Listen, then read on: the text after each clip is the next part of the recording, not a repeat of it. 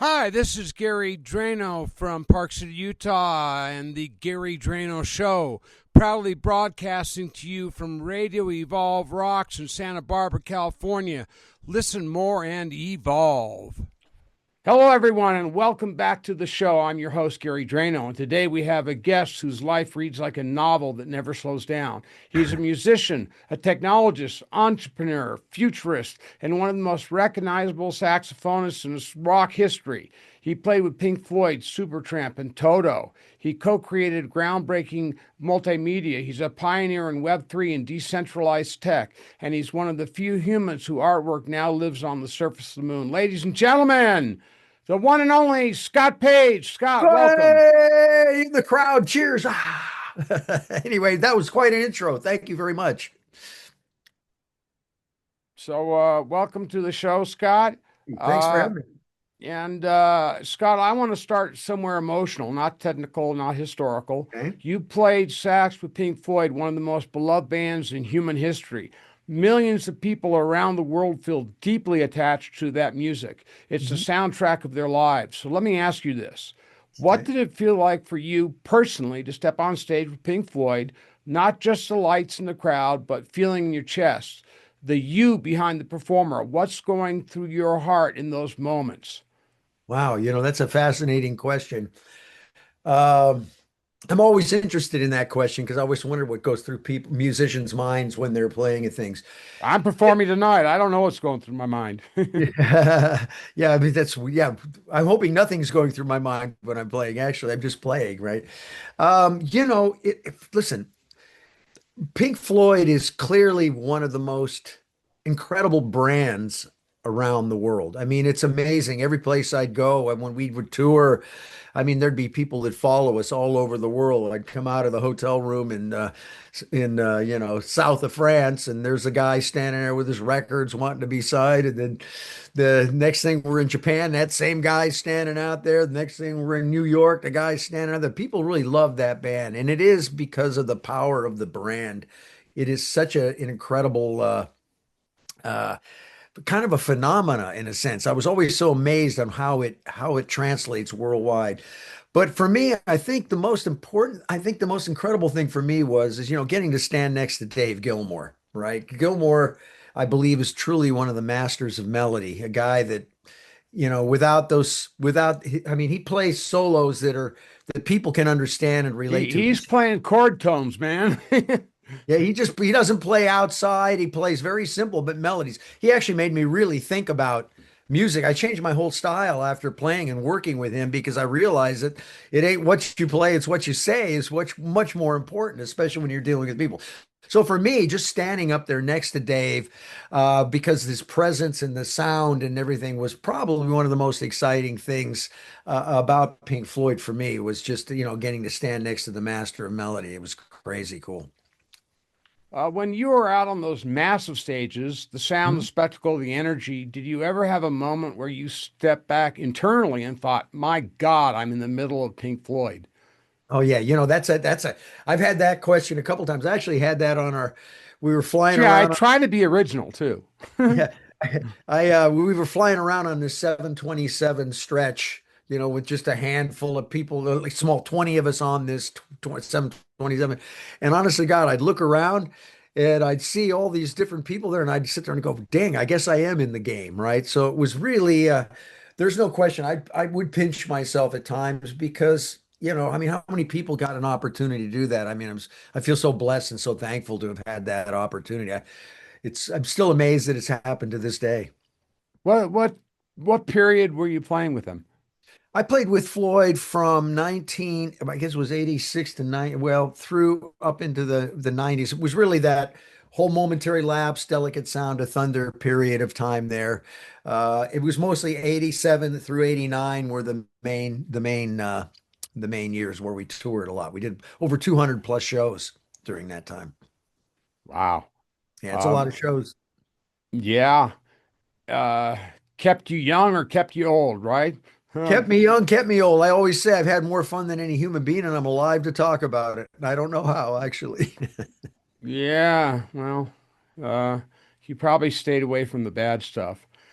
And I want to stay with that emotional thread for a moment because Pink Floyd isn't just music, it's mythology. Do you remember a specific night or moment on tour when the emotion hit the hardest?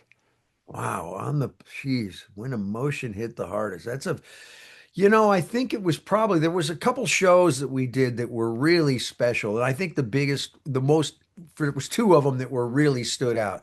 When we played the Palace of Versailles, I remember we were set up 90,000 people. They lit the entire palace, the whole thing, and Oh, wow. they actually brought in I can't remember how many. We had all the lasers before. Well, they actually like quadrupled the amount of lasers. And I'll never forget when they went into the Comfortably Numb solo when Gilmour goes, ba that first note. They hit Hmm. these lasers and they built a complete grid over the top of 90,000 people. And it was the wildest thing. I just remember going, you could almost hear the audience and everybody, at the same time reflect off of that moment. That was probably one of the most incredible moments. And then also playing the Venice gig we played when we set up 200 yards off the St. Mark's Square on these two big giant barges. They floated down from Oslo, and hundreds of thousands of people showed up in Venice, Italy, and we played an outdoor concert, which was incredible. People were living on their gondolas for like 4 or 5 days while that was all being set up.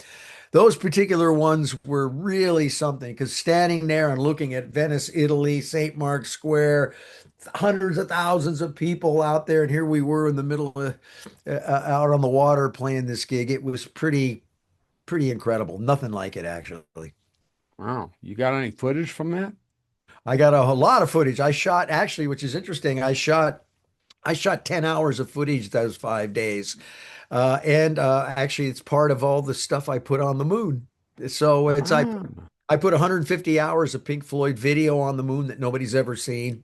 I also put thousands of photographs never before seen, which I'm just about ready. I'm getting ready at Art Basil's coming up in a couple weeks, and I'm unveiling my Moon EXP, my Moon experience, and my Think Floyd experience, which is all my Pink Floyd photos and things that people have seen. I was an amateur photographer through the years, so when I would tour, I would take the opportunity to, practice my documentation chops. So I shot a lot of photos, a lot of video, and I'm just about to ready to get unveil that. Nobody's ever seen that. Well, maybe along with the music, you could share some MP4s with Oh me. yeah.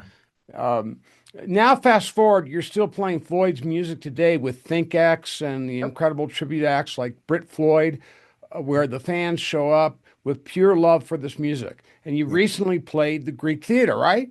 Yep. Yep. We played the As a Greek. special guest, which is huge. How does it feel now, after everything you've lived, to still be on stage playing this music that means so much to so many? Well, it's interesting. I really never get tired of playing that music. It's really something. It's very timeless, and there's something about it that is very emotional. Yeah, we did the Brit Floyd gigs we did at the Greek Theater. That was along with Alan Parsons, so it was fun. I got to play with Alan again, and we did a bunch of stuff there together. But yeah, it's my band Think X, or the band, my band, our band, Think X, which is Stephen Perkins from Jane's Addiction and Nord Fisher from Fishbone and Kenny Olds from Kid Rock's. It's kind of an all-star, what I'd call band group of musicians. And we do an exploration of Pink Floyd. So when we do the music, we open it up. I get to play out all the songs that I never got to play on when I played with Floyd. So, but I still love playing the music. It's actually very interesting. We're getting ready to do It's it. like me with Hendrix. I never get tired of playing Hendrix songs. No, Never. you can't, right? And we're actually getting ready to do. So we've been doing this Beyond the Wall thing where we open it up, and it's come more like a jam band on top of Pink Floyd. So it's a lot of fun to that. I just So did it. it's like Jerry Garcia does Pink Floyd, huh? Yeah, that's kind of the idea. I just played with Humphreys McGee. I don't know if you guys those guys know those guys. They're another one Hmm. Floyd show in Chicago at a festival. But yeah, no, I love playing the music, especially when we can open up and jam on it. We're actually getting ready to do a thing right now, which we're announcing here pretty quick. I'll tell you, sneak. We're doing another Brick in the Stairway, which is going to be it's a complete mashup of Pink Floyd and Led Zeppelin, but not just playing the songs. We actually mash the songs, and it's a trip. It's really trippy to see. So we're getting ready. We're gonna unveil that at NAMM show this year in Los Angeles. A lot of rehearsals. Oh, we got a handful of rehearsals. There's some that's, everybody does their homework pretty much. We get together and we play, we go for it. So yeah, there's some rehearsals for sure. But yeah, it's a fun show. We were actually working on that.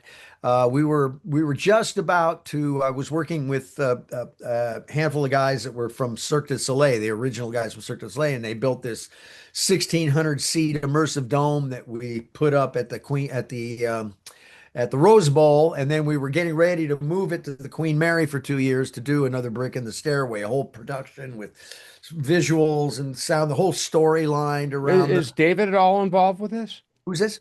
Is David at all involved with this? I don't think so. I don't remember David. No, I don't remember. Now, this is before COVID. And what happened is we got killed. We were about to sign the final contract to put it up at the Queen Mary for 2 years and do this show, and COVID came and we got knocked out. Yeah. But yeah, so that was an interesting time to say the least, right? Mm. Me sequestered up here in Park City. I just let it go by. But I did play a gig on, I think, 2021 New Year's Eve, and I caught COVID at that gig. So I had it 3 times. yeah, I'm twice. Does it feel different now than it did back in the day? Meaning playing Pink Floyd's music, is it more emotional, more reflective, maybe even more powerful in a new way? I think for me, it's just more I get to stretch on it. So I use it as an educational time. Like I like to take the tunes and kind of practice over the top of them because we open it up. We turn these things into crazy jams and take it to places we never got to take it when we were playing. Is it getting more jazz or progressive or? At times maybe, right? Again, with Stephen Perkins, I don't know if you know Perkins, the drummer, he basically leads us, and somebody will just take it off, and the next thing you know, we're somewhere else. We just go someplace else over the top of it, and then we'll get back in the music. But yeah, we stretch on it. I wouldn't call it. I mean, obviously it's jazz because in a sense you're making it up, but I wouldn't. I think of jazz more of a hardcore type of thing, improvising over the stuff. But yeah. Okay, and those fans, the way Floyd fans show up, it's almost spiritual. When you walk out on with your sax today, what hits you the most? What do you mean? The question, what do you mean? What hits me the most? Emotionally, what is the Oh, biggest feeling you get? What is it? That's simple. That's really simple. I took a heavy spiritual path about 15 years ago. Everything I'm about is consciousness. That's the only thing that matters to me, right? I try to explain Hey, this. when I was 9 years old going to Hebrew school, I came up with the theory that consciousness is what binds all humans and beings together, and that was the center of the universe is consciousness. So I hear you. Yeah. So when you say go to play, so for me, taking a heavy inward journey for years, meditated for years, and really finally got to the point where I now know that the only thing that's real is us talking right now. Everything else time is an illusion, right? Everything else is something we make up, identification with a thought, because 2 minutes ago I can't touch, 2 minutes from now I can't touch, and it's always now. I mean, if you think about the question of now, it's like, how long now? It's not now. It's not a moment. It's eternal. It's just a memory. It's now stream of consciousness. Yeah. So for me, playing is I get closer to God. I go there with the concept of dropping thought, going to a state of no mind and playing. So for me, every time I play, that's my goal is to go into that space and drop thought, right? Flow, Baby. That's it. state of flow. Yes, sir. We're going to take a quick 2-minute break. When we come back, we're going to leave Earth entirely because Scott has photographs on the moon. Yeah, you heard it right. Stay with us. We'll be right back.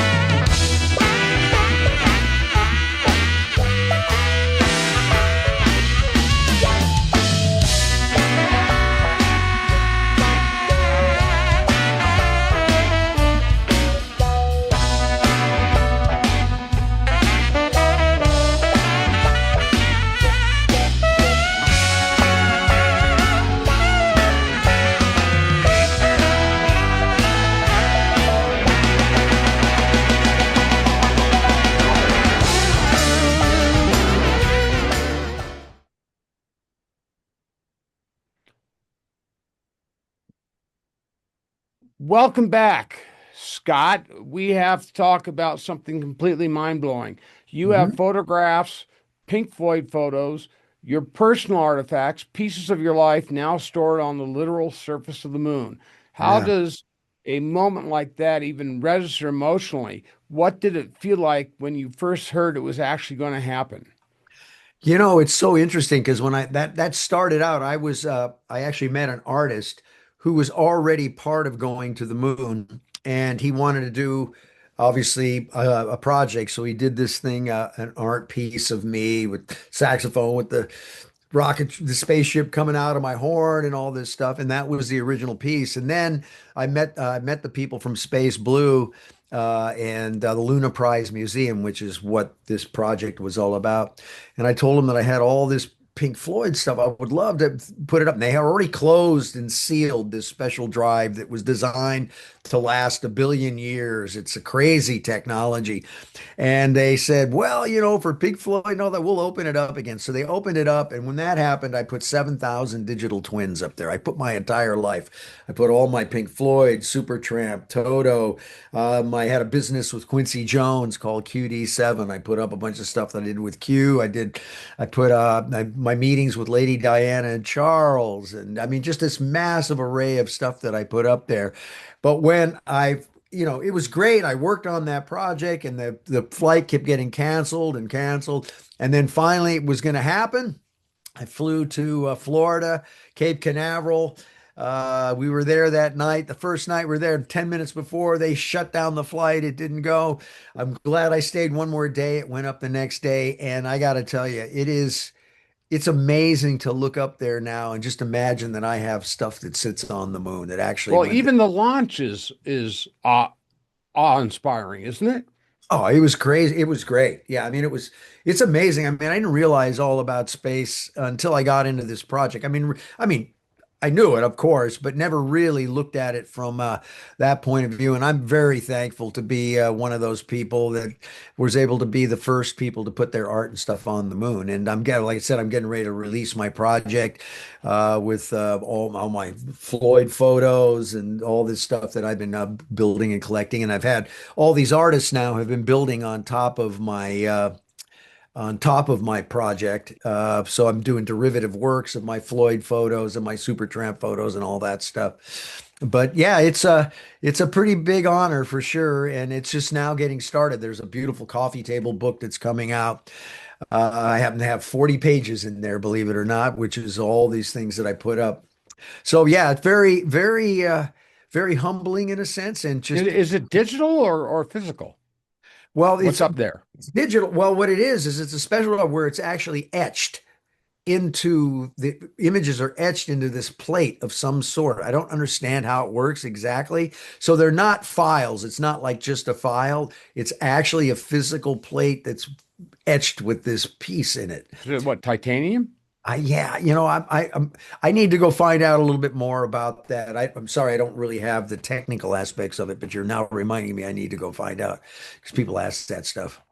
And part of this project is something called the golden mullet, Yeah, the which is golden bullet. absolutely fascinating. Can you explain the golden mullet, what the Yeah. golden mullet is, and why it represents such a complete mosaic of your life from early TV days to touring Yep. with Floyd, Toto, Supertramp, and the way through modern blockchain culture?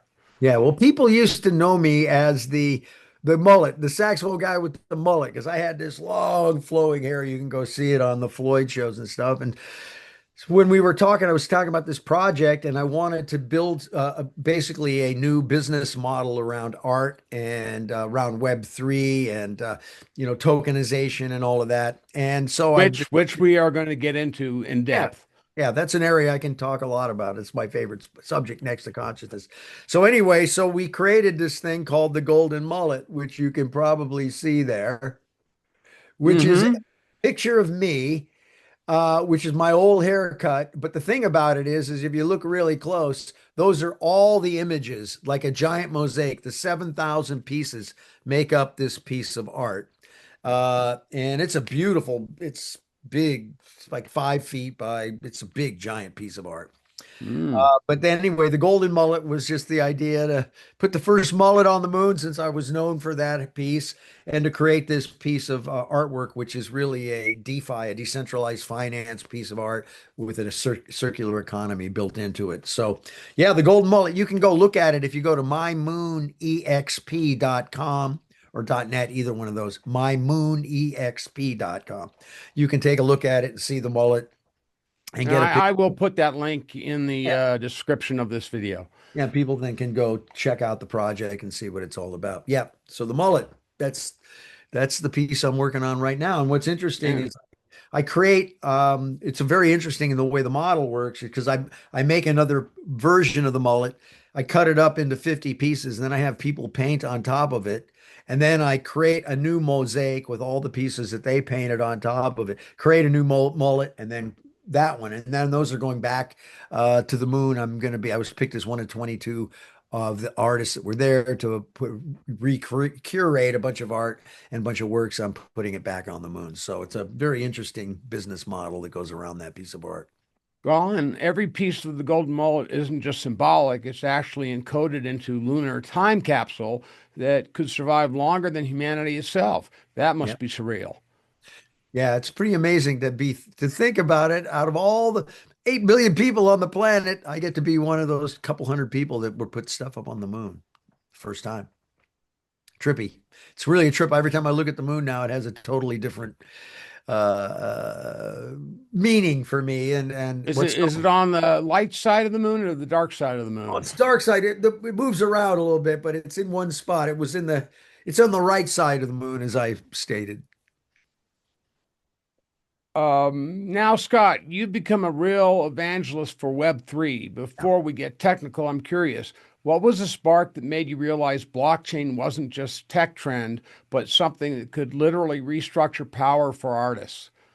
I mean, that really came around. I belong to a men's group called Metal, Media Entertainment Technology Artist Leaders. It started in the 90s, and everybody meets every Saturday. We're meeting in this place, and it is truly the who's who of media entertainment technology. And part of it is back in the day, there was a couple guys, Michael Turpin and Brock Pierce. Brock is the chairman of the Bitcoin Foundation, and Michael Turpin's kind of considered the godfather of blockchain and Bitcoin and crypto.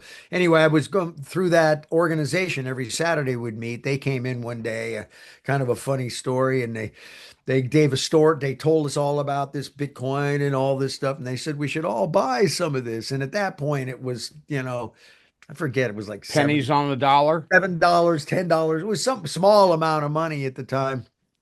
And they said, hey, everybody should, pick up a little of this, just put it in a wallet and put it away, right? And I said, nah, I didn't. I thought, nah, I'm not going to get this anytime soon. So I didn't do it. I get a call around 2016, 17, when the market took off. Bitcoin did that rise to about almost 20,000, right? Hmm. Up to 20,000. It was a ride. And I get a call from my friend. He goes, Scott, can you come over here? I said, what? He says, dude, I don't want to talk about it on the phone. I said, what is it? He said, no, just come over here. I'll tell you. I said, you all right? Yeah, no, I'm fine. Just come over. So I go over his house. This is the guy, my friend. And he says, you remember that day that we were sitting there and Turpin and those guys were talking about Bitcoin and we should buy some? He said, I bought $50,000 worth. Oh He my opened up his God. wallet. He didn't know anything about it. He opened his way, had $90 million in his wallet. My God. I almost passed out. I thought that was the craziest story. So, but I was around it the whole time. I mean, the main thing is I followed it, but it wasn't till I saw Crypto Kitties. Crypto Kitties was the first NFTs, right? Non-fungible Right, token, which right. is Non-fungible token, yeah. token, yeah. Yeah, and I was like, why are people getting into this? And I remember sitting there and I couldn't really put my hand around it. And then I remember one night I was laying in bed. It was about midnight, 1 o'clock, and my mind was spinning. I was thinking about, and all of a sudden I sat up in the bed and I went, holy crap, I get it. This is one of the biggest things that could have ever happened. So that was an epiphany I had right there when I realized the concept of real world assets and tokenization, that everything's going to get tokenized, and we're off to the races. So I became a total geek about this, dove in full on. Got lucky. We did our first NFT project, which we sold for $1.1 million, and that got my attention. And it's been from there. I've just been really heavily in this space and now really focused around decentralized finance, around DeFi. Can you go a little bit deeper into blockchain and Web3? Yeah, sure. So, I think the most important thing about to think about, first of all, the blockchain is a ledger that's decentralized. So in other words, it's everywhere. You can't shut it down because it runs on thousands and thousands and thousands and thousands of computers, miners all over the world. That's why it's not centralized where somebody can go turn the switch off and turn it off.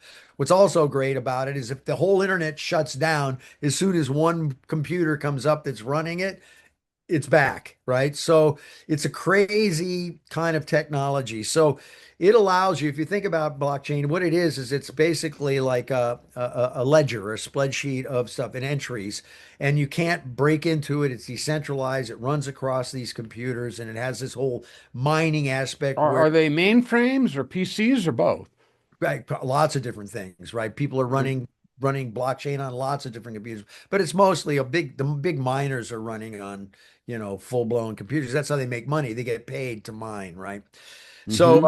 so that and then once I started really understanding the blockchain, which if you think about it, one of the big things, one of the big inventions came out was the smart contract, which started up in Ethereum first, which was I guess it was the first one. I'm not exactly sure, but I think first, where when you really think about the blockchain, is the contract is a smart contract that has all the rights roles, the permissions, everything that you can add to a specific digital asset or a physical good because you can tie the blockchain to digital and physical, which we call fidgetals, combination digital and physical.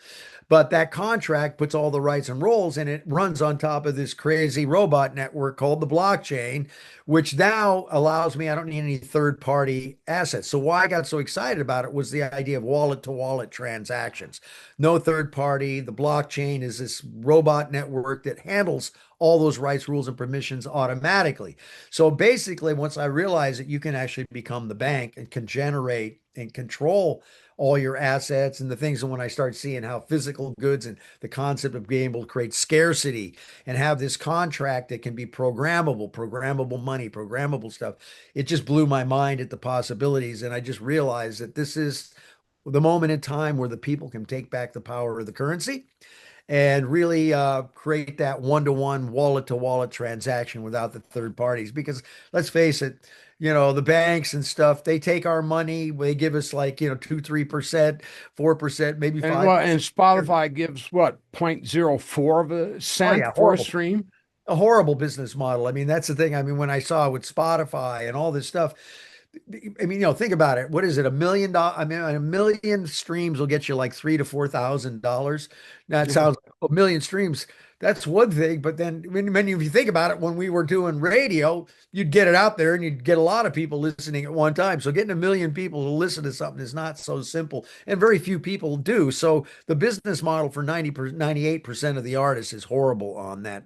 So that's why I also liked what was going on in Web3 because now it allows you to control the relationship with the customer and create new business models where they can participate and be part of the experience. Because Uh-uh. two things an artist can sell today, you can't sell music anymore. That game's over. Music sales over. And now with AI, I mean, it's crazy what's going on with AI. I mean, I heard some Oh stuff. man, I mean, What I've heard the other day, what I've been listening to is the best music I've heard. I mean, it's as good yeah, as anything yeah, I've heard. yeah, Like yep. not, and remember they were always saying, "Oh, it'll never become humans. It'll never do." I'm telling you, the I've soul. I've got a partner in Ukraine who is just a genius with AI and whatever, and he played something for me that I thought was one of his original compositions, and it was AI. I couldn't believe it. Oh yeah, and now the singers too, and most importantly, the grooves and the feels are like really coming together. Yeah. Anyway, with You- all this stuff coming on, I saw blockchain. I saw this new business models can be brought to artists, and so that's a big part of what Well, I. okay, so let me ask you, you often talk about empowering creators, breaking the old models, returning control to the people. How do Yep. you see tokenization changing the future for artists and communities? Okay, so perfect. Good time. Good time for this.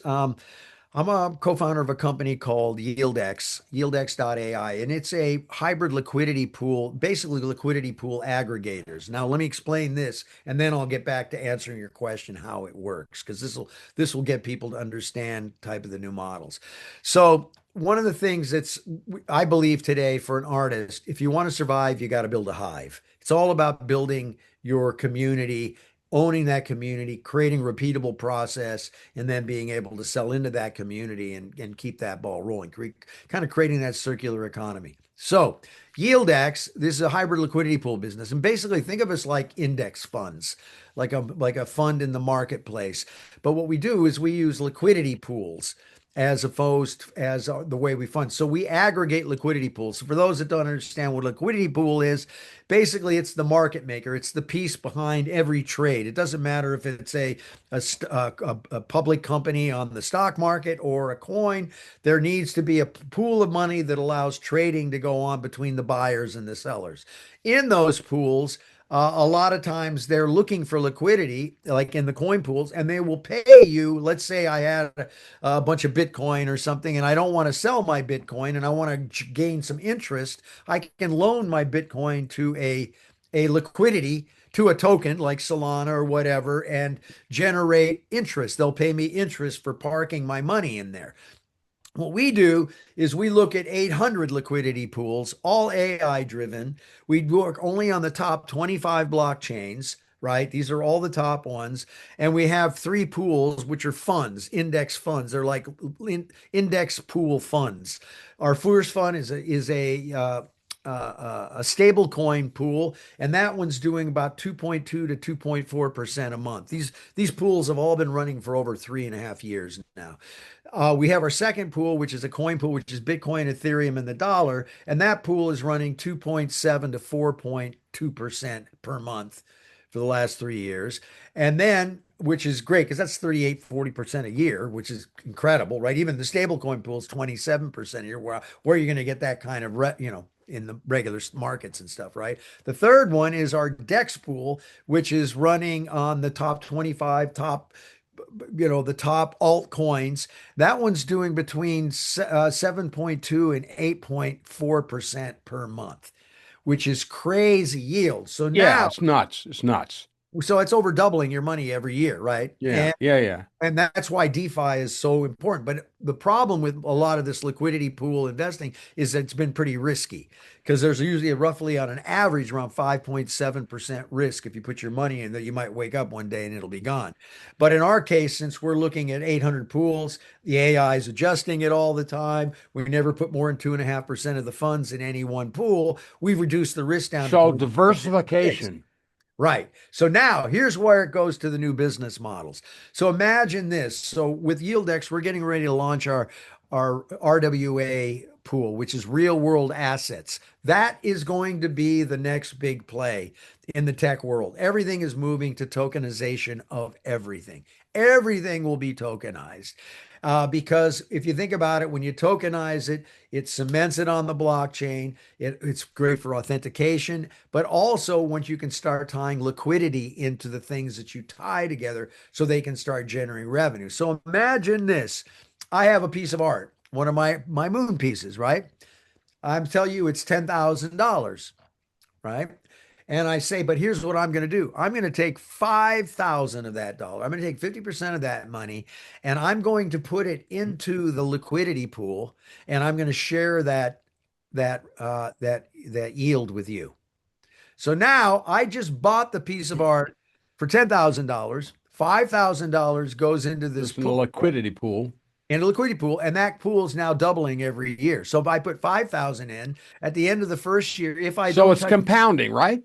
it's compounding. I'm at 10,000 at the end of 10 of the first year. I'm now at 20,000 the second year. Now I'm 40,000. I'm 80,000. You hold it for 5 years, it's about 80,000. So now I just Okay, Scott, hold that thought because we got to take a break. I know you can go on for hours about tokenization, and believe me, we're going to let you go deep. no So right problem. after this next break, we'll jump in where we just just came out of because Okay, he's perfect. just getting going, folks. All right, here we go.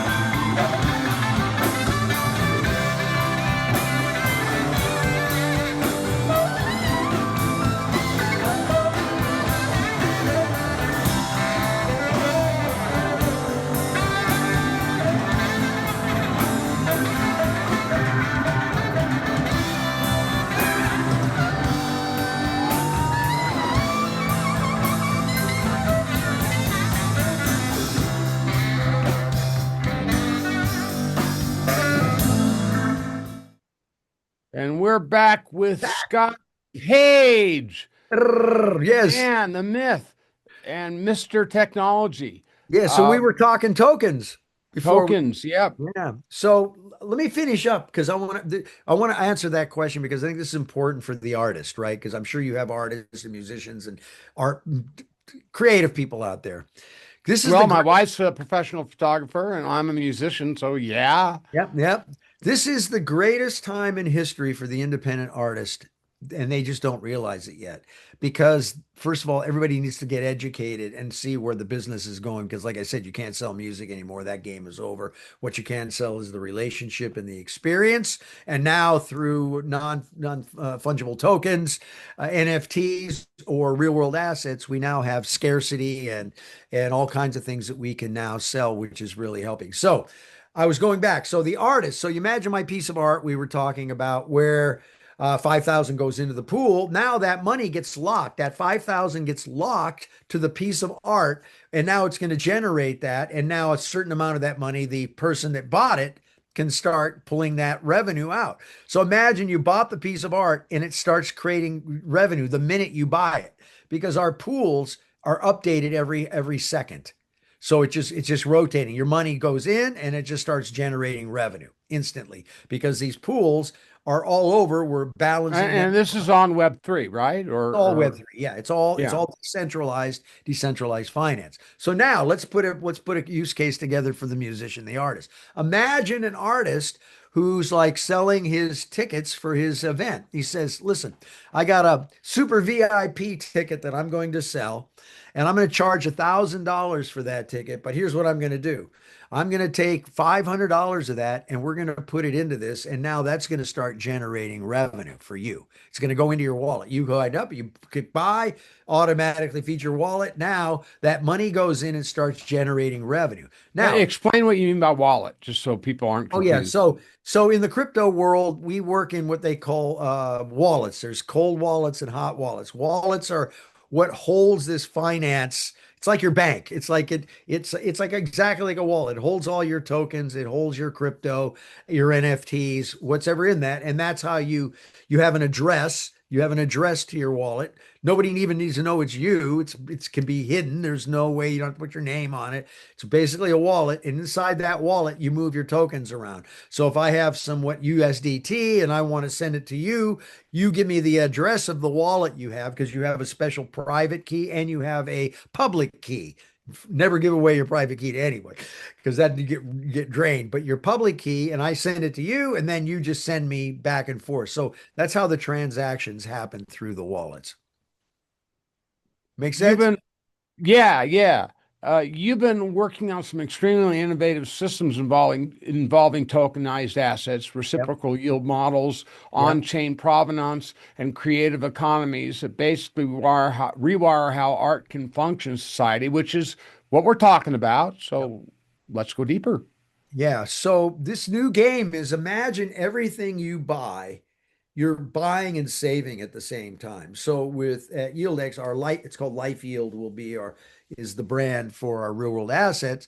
When you go buy, imagine having an app. You walk up to the the thing you're going to go buy, and there's a QR code, and it says, "Oh, scan."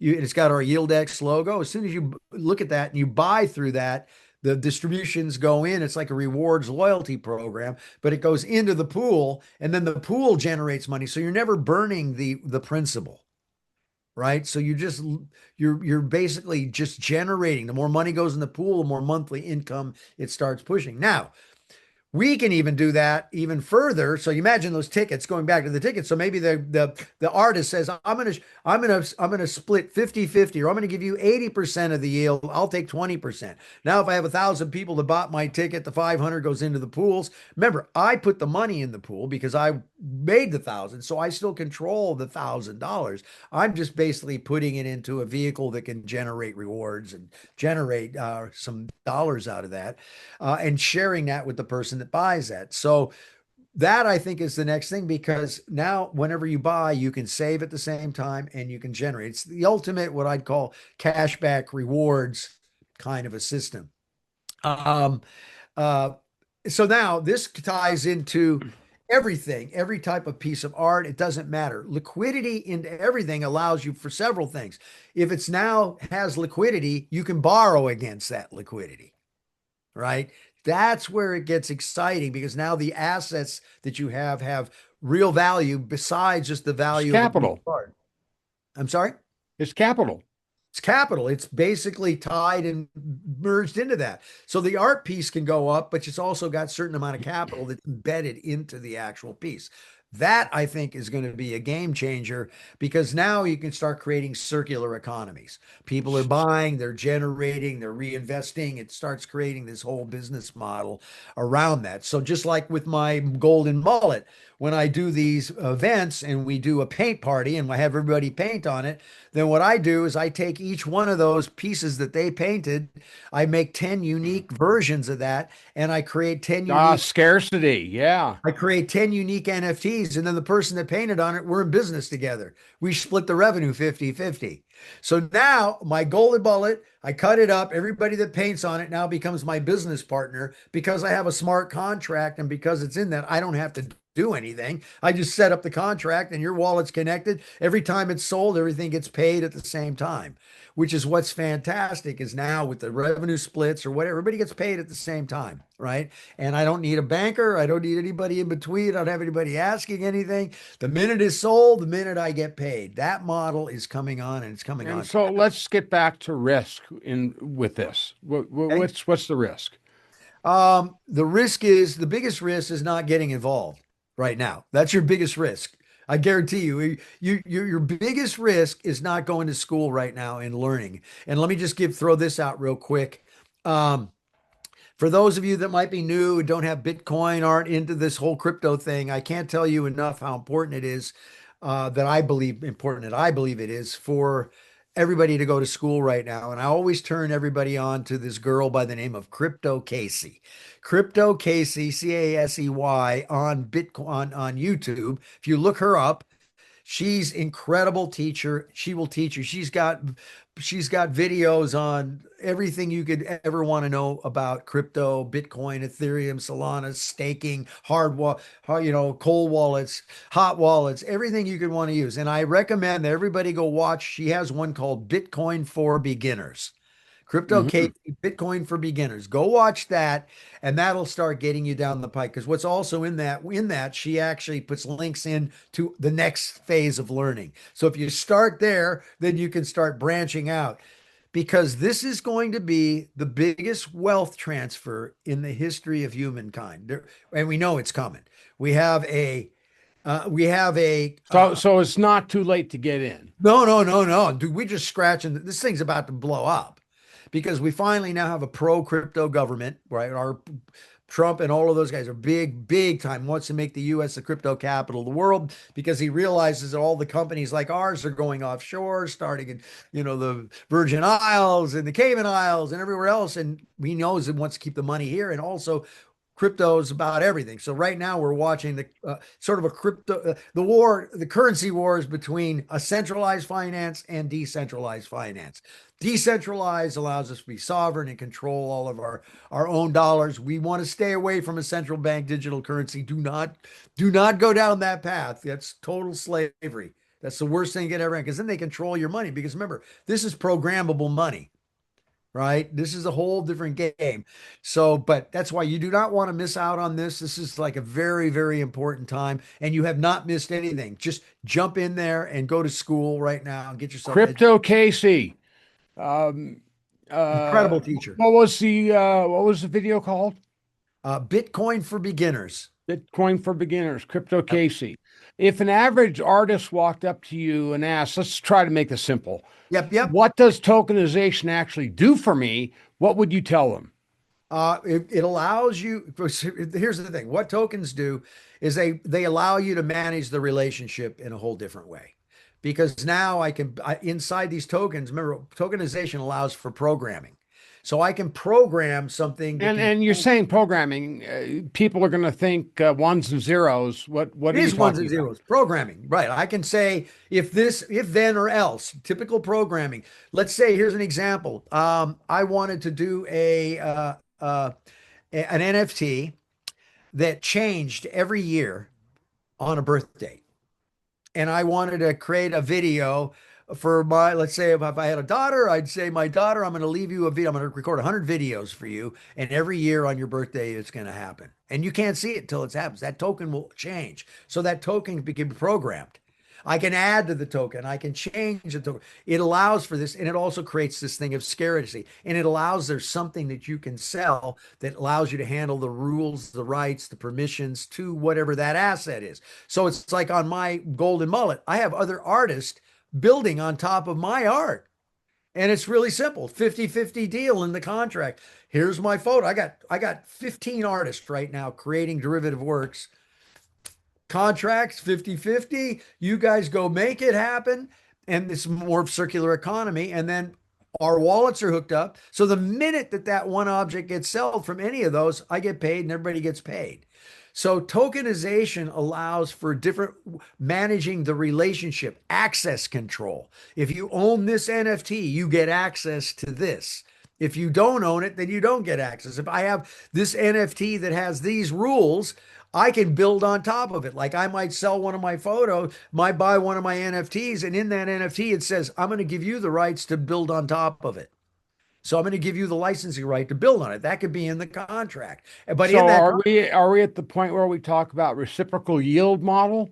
well, reciprocal yield is really the idea of putting yield into something, and then I'm sharing it with you. So that's a game changer.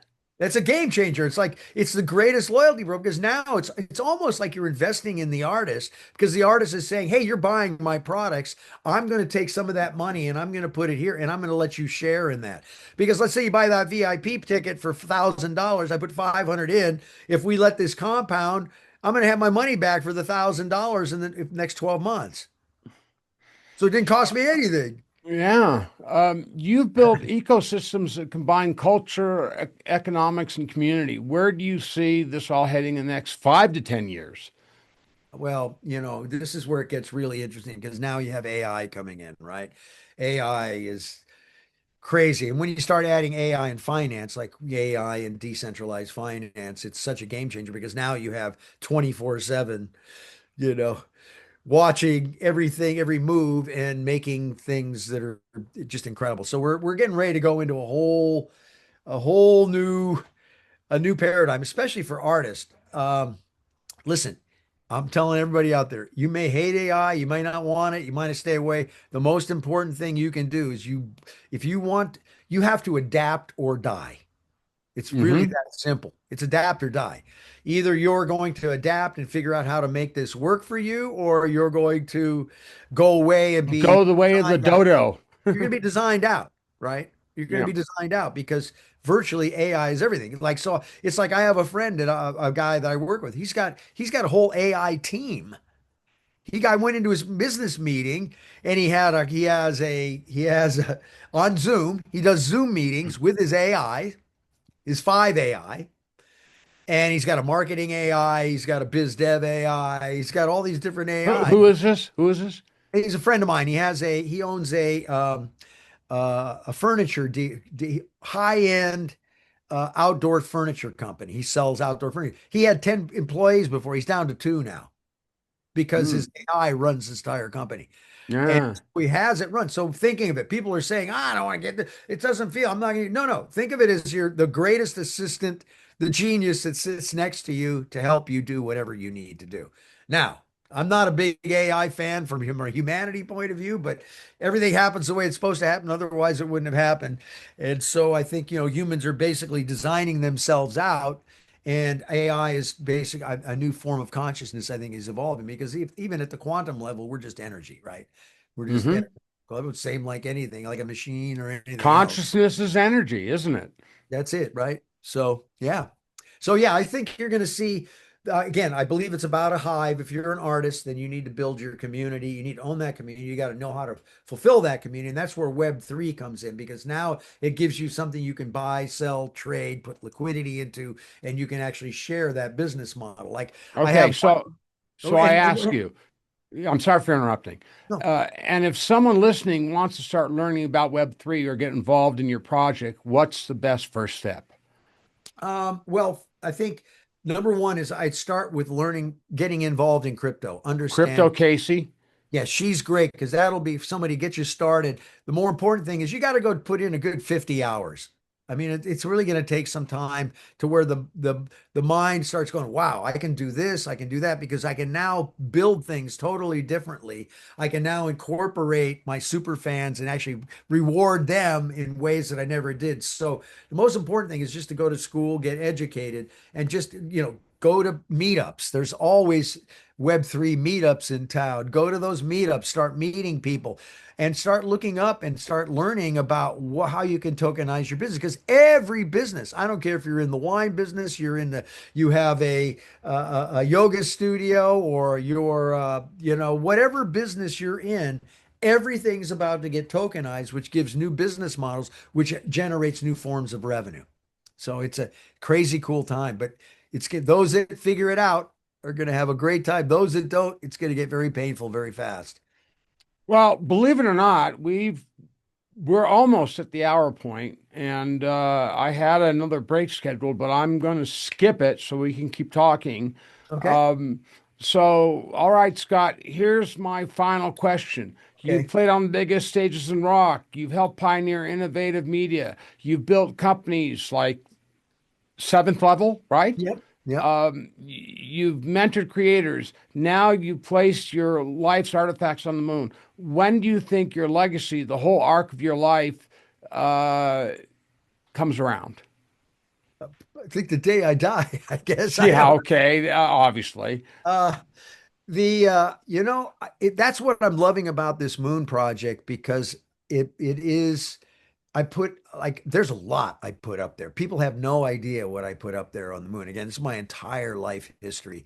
And that's all coming out in the way that I'm doing this. I had three things I always wanted to do in my life. I wanted to do music. So I did music, and then I wanted to do business, and I was lucky enough to go out there and do business. I've been a creative guy. I was lucky enough to take that seventh level company public.